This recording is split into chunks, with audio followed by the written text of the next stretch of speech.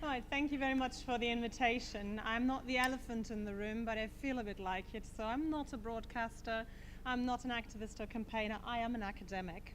As such, when Deborah asked me if I would speak about data and evidence, I went a bit, yeah, I'll speak about statistics and evidence, because what you've been talking about is mainly statistics in my language.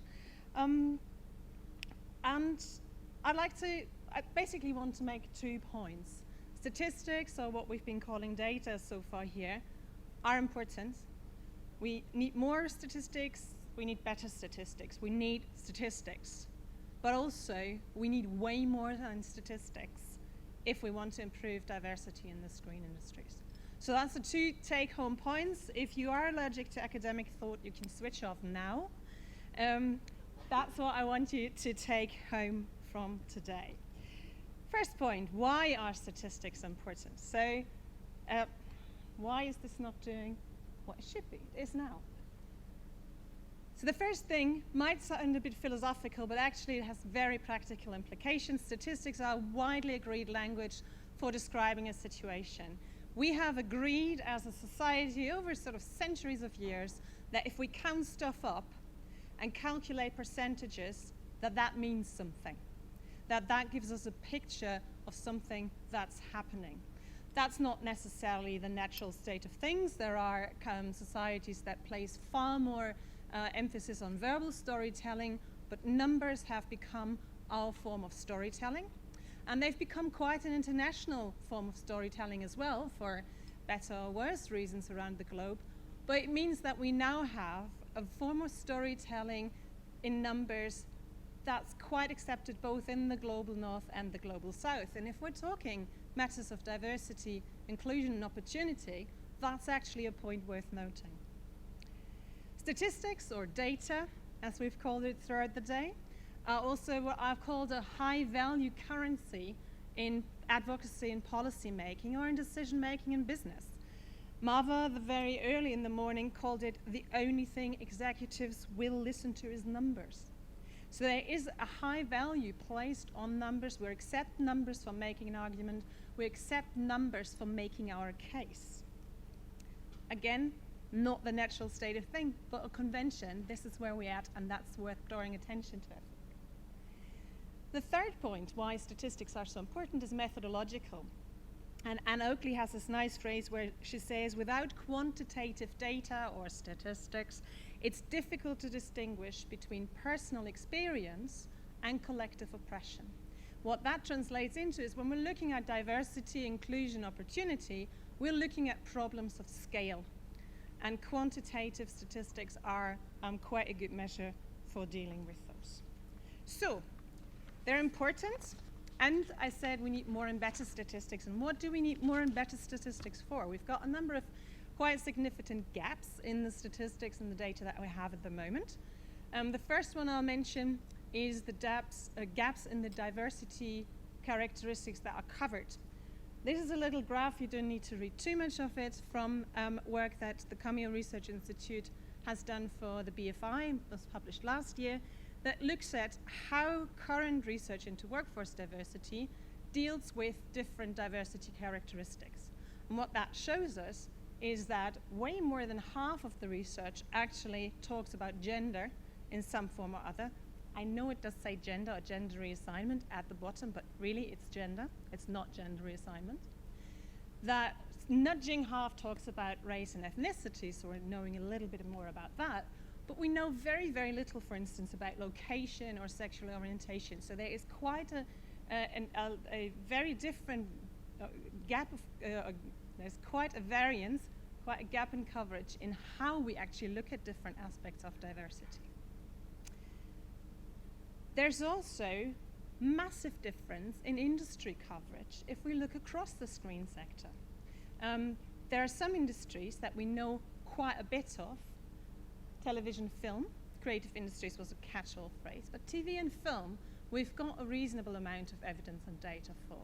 But if we look at games, animation, and visual effects, that shrinks to 10% or 5%. So we've got very few research that actually covers a really important part of the screen industries. Without the right data, there can't really be any social change. So these gaps are important. Two other gaps that I'd like to mention. One is about methodological gaps. Now, I don't want to be too technical here, but bear with me. So the methods we have at the moment, especially when we're looking at workforce statistics, are mainly based on the assumption that we've got stable employment, long-term employment with big organizations that we can kind of neatly segment into different industries, right? You all know that that's not what we have in broadcasting or in screen. In broadcasting and screen, we've got high percentage of freelance employment. We've got people who do what we call portfolio working, so they work across different jobs and across different industries, across different employers. And we've also got a lot of unpaid work still. A lot of unpaid work. And I don't just mean internships, I also mean preparing a pitch. So how do we account for that? As I said, without getting too technical, but I'd like to use the metaphor of doing research in a school. If you want to go and do research on pupils in a school, the methods that we have at the moment equate to the assumption that you go into a school where pupils are set neatly in desks of two, fully immersed in activity for a whole hour, according to a stable timetable, and with a curriculum that allows you to understand what they did the hour before and what they're going to do the next year. That's the assumption. In that metaphor, for that situation, we currently have good methods. Broadcasting industry, or the screen industries in total, are not like that. In that metaphor, they would be a school where pupils run between the classrooms, where they grab materials and tasks and flit between them, where the timetable is flexible, and where the curriculum is absolutely dynamically evolving.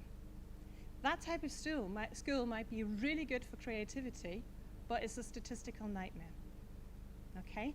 So I urge you to keep that example in mind when you look at any statistics, because it gives you an idea of how appropriate, how real are the figures that you're looking at. There are also some analytical gaps. I think even with the data that we have, we might be able to do a little bit more on what we call intersectionality, so looking at what actually happens when people don't just exhibit one diversity characteristics, but two, in brackets, most people do. Or we're looking at cohort studies, which I think Diamond can start a little bit to tell us a bit more about longitudinal. So we need statistics. There are gaps that we need to fill, and we need to invest in better statistics to fill those gaps. There's also a couple of reasons, though, why we need more statistics. Bearing in mind the example I've just given, statistics are never accurate. Let's take that point for now. One thing that's really important to me, though, is the second point. Statistics show us an outcome. They show us a snapshot in time. They do not really tell us how that state is arrived at. So they don't necessarily tell us how the exclusion or exclusion that we might see in statistics happen. And that's why statistics, or what we've called data until today, here today, has to be part of a broader body of evidence. It has to be a part of something more. So I want to spend a couple of slides thinking about what evidence do we have.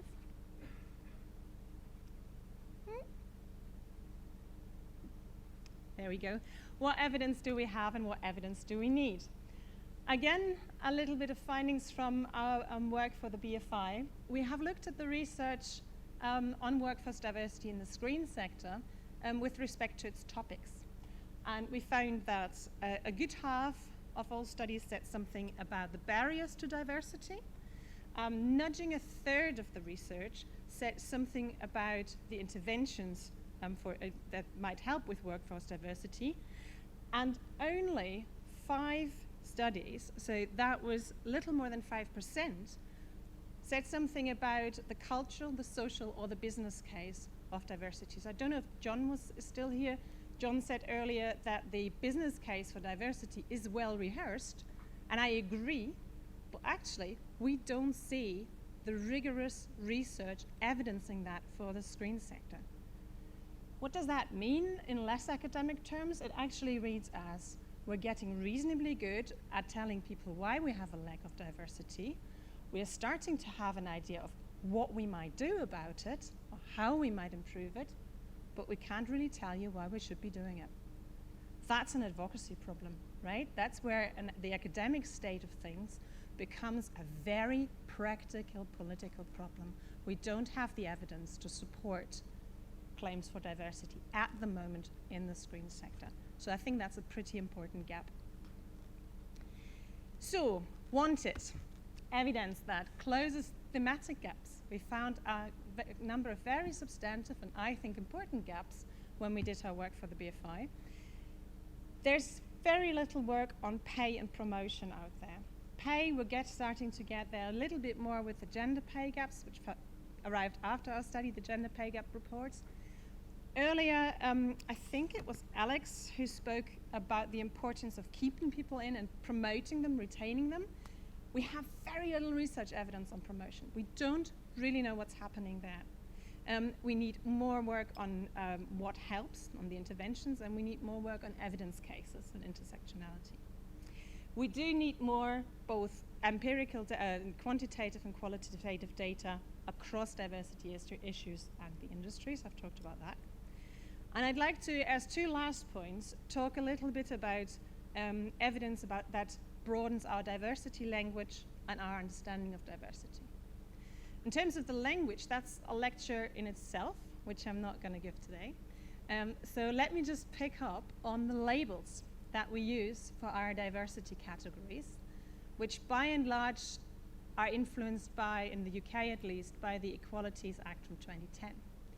Now that act, as I'm sure many of you will know, protects as a characteristic maternity and pregnancy, but not parental status. Now we know, for instance, from studies such as Raising Films, that parental status, regardless of gender, is really important when it comes to workforce participation, to working in film, in broadcasting, and getting on in this segment. But especially for the male parents amongst you, have I got news for you. Regardless of how important you think your child is for your work and your life, in most of the statistics, you don't exist. So that is a really important gap, and a gap that we have because of how we think about labels for diversity characteristics. That needs changing as far as I'm concerned. And the last point is I think we would do very well to work with evidence in a way that broadens our horizon of what diversity actually is.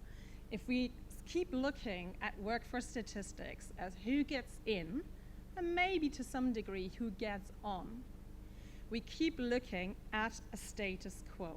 We keep not necessarily getting at the reasons for how we got to that status quo. And just as an example, I brought you this little diagram to illustrate how can we work with data differently to ask different questions. We had this point earlier, using data to ask questions. So this diagram, which should have flown in with a bit more animation, but never mind, is work from Deb Verhoeven and her team in Australia.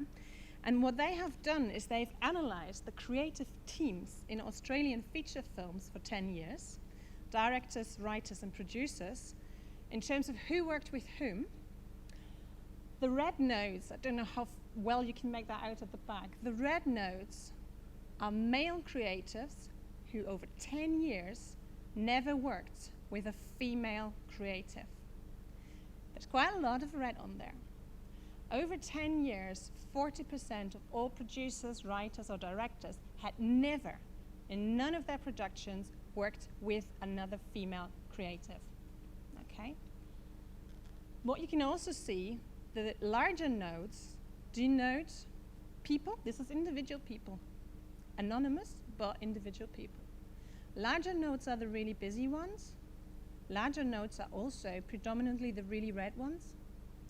And when we see something like this, we can visualize how the industry works together, and we can start to get at different questions. We can start to ask who makes the decisions, we can start to understand diversity as something that's about inclusion and opportunity, and we can ask who makes the decisions about opportunities and who makes the decisions about inclusion. And I will turn to my last point now, which is a point from today. Don't know if anybody else noticed this earlier, but I took a picture of Hope and Jolie, and my phone immediately recognized Jolie's face, but not Hope's. And that's very most likely an outcome of the fact that facial recognition software has been developed, predominantly tested on male and white faces.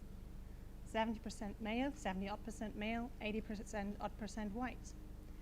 So despite my best intentions of showcasing somebody, way back there were a number of decisions by teams of researchers and creatives in producing a screen product that made it much more likely that I would promote or recognize, see Jolie than Hope.